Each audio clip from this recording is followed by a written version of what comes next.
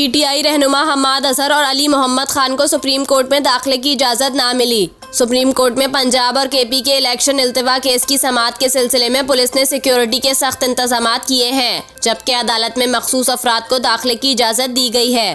PTI रहनुमा हम्माद अजहर, अली मोहम्मद खान और फवाद चौधरी अदालत में जाने के लिए पहुंचे तो इंतजामिया ने हम्माद अजहर और अली मोहम्मद खान को अदालत में जाने से रोक दिया, जिस पर फवाद चौधरी ने पुलिस से दरख्वास्त की कि हम्माद बैरिस्टर भी है, इसे आने दें। ताहम पुलिस ने हम्माद अजहर और अली मोहम्मद खान को दाखिले की इजाज़त ना दी, जिस पर फवाद चौधरी दोनों साथियों को छोड़कर अदालत चले गए।